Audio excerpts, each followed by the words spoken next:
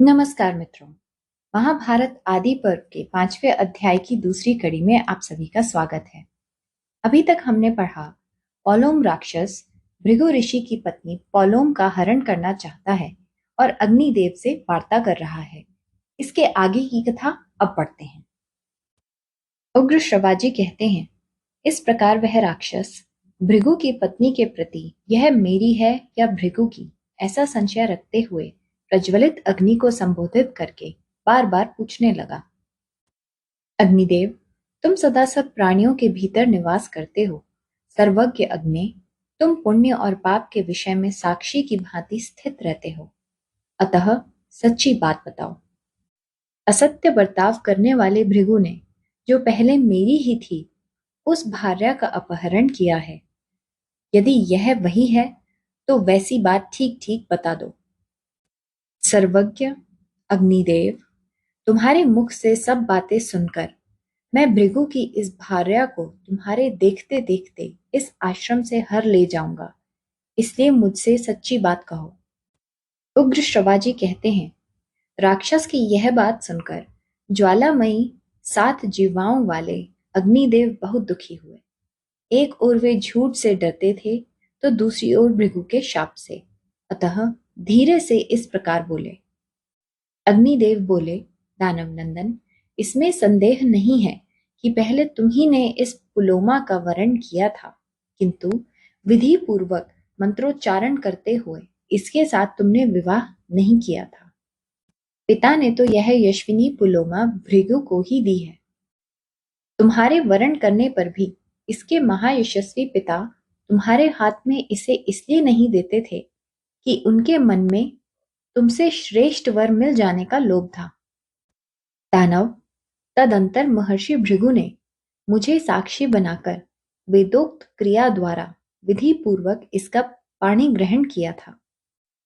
यह वही है ऐसा मैं जानता हूं। इस विषय में मैं झूठ नहीं बोल सकता। दानव श्रेष्ठ, लोक में असत्य की कभी पूजा नहीं होती है। इस प्रकार श्री महाभारत आदि पर्व के अंतर्गत पौलोम पर्व में पुलोमा अग्नि संवाद विषयक 5वां अध्याय पूरा हुआ। मित्रों, अब महाभारत आदि पर्व के 6ठे अध्याय को पढ़ना शुरू करते हैं। महर्षि च्यवन का जन्म, उनके तेज से पुलोमा राक्षस का भस्म होना तथा भृगु का अग्निदेव को शाप देना। उग्र श्रवाजी कहते हैं, ब्राह्मण, अग्नि का यह वचन सुनकर उस राक्षस ने वराह का रूप धारण करके मन और वायु के समान वेग से उसका अपहरण कर लिया।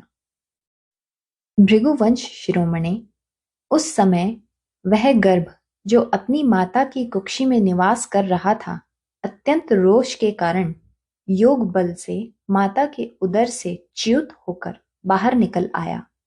च्युत होने के कारण ही उसका नाम च्यवन हुआ।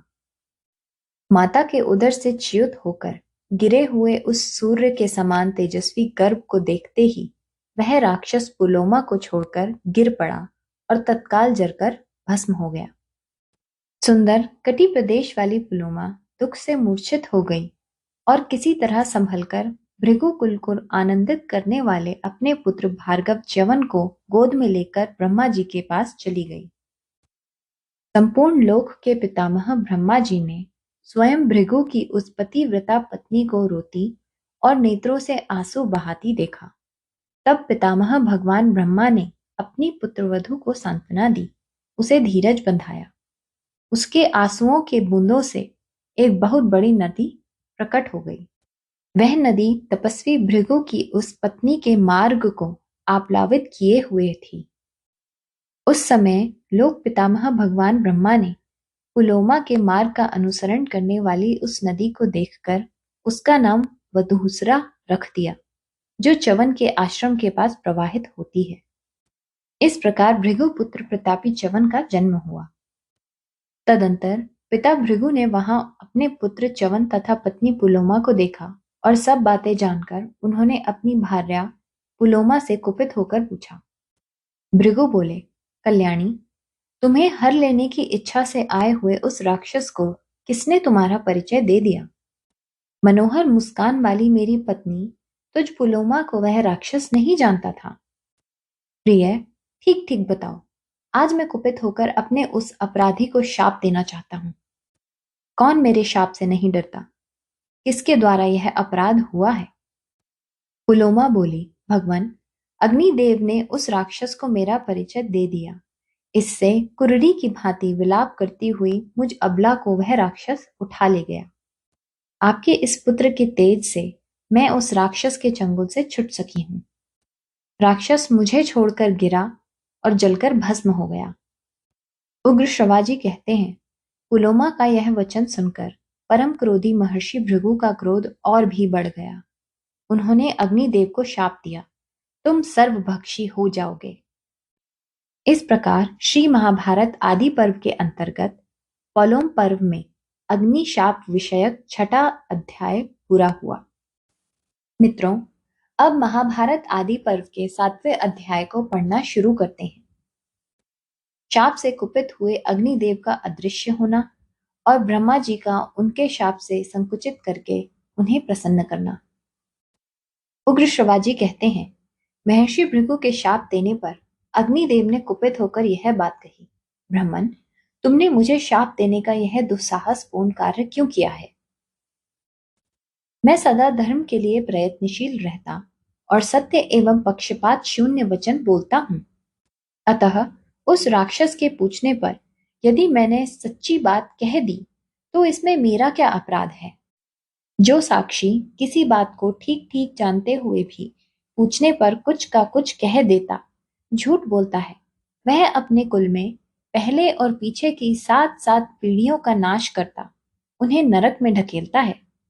इसी प्रकार जो किसी कार्य के वास्तविक रहस्य का ज्ञाता है, वह उसके पूछने पर यदि जानते हुए भी नहीं बतलाता, मौन रह जाता है, तो वह भी उसी पाप से लिप्त होता है। इसमें संशय नहीं है।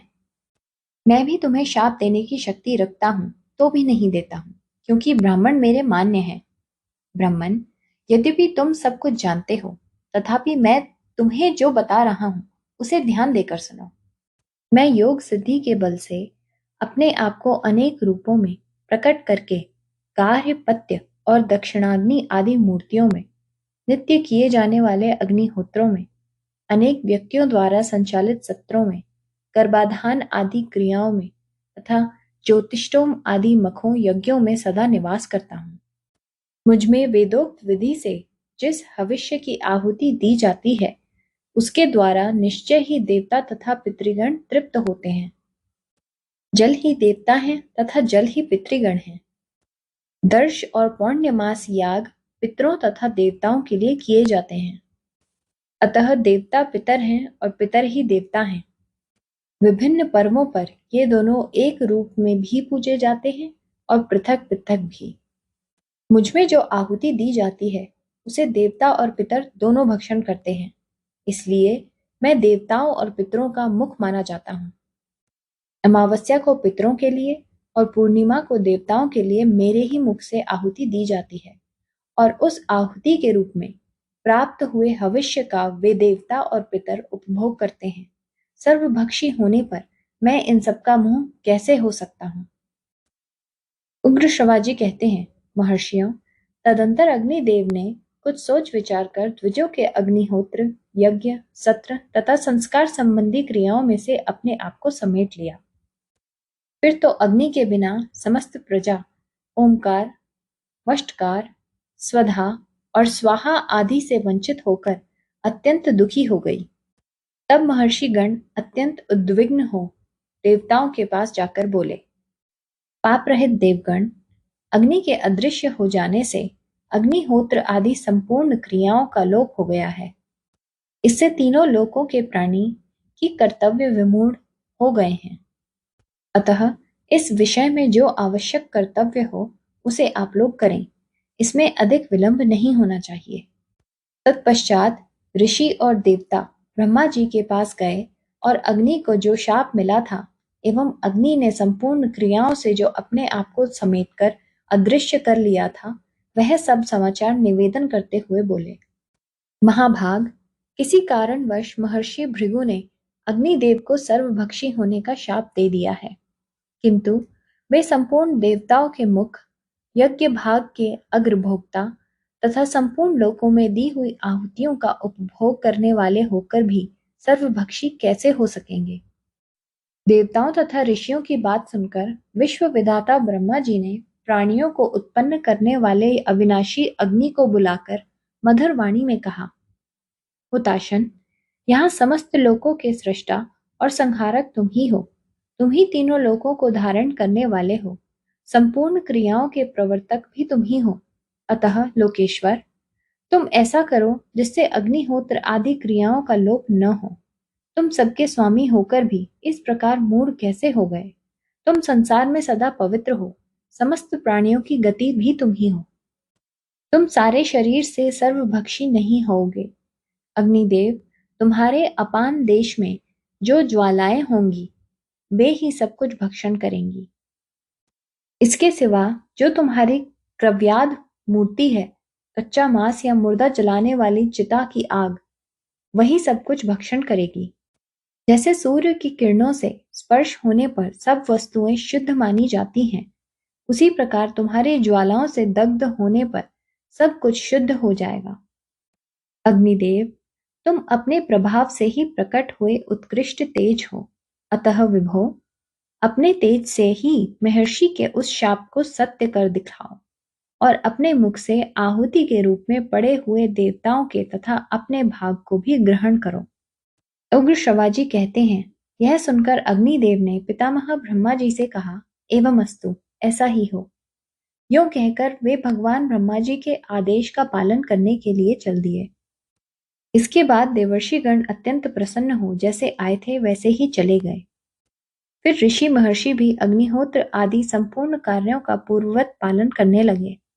देवता लोग स्वर्ग लोक में आनंदित हो गए और इस लोक के समस्त प्राणी भी बड़े प्रसन्न हुए। साथ ही शाप जनित पाप कट जाने से अग्निदेव को भी बड़ी प्रसन्नता हुई। इस प्रकार पूर्व काल में भगवान अग्निदेव को महर्षि भृगु से शाप प्राप्त हुआ था। यही अग्नि शाप संबंधी प्राचीन इतिहास है। पुलोमा राक्षस के विनाश और च्यवन मुनि के जन्म का वृत्तांत भी यही है। इस प्रकार श्री महाभारत आदि पर्व के अंतर्गत पौलोम पर्व में अग्नि शाप मोचन संबंधी 7वां अध्याय पूरा हुआ। मित्रों, अब आगे की कथा अगली कड़ी में। धन्यवाद।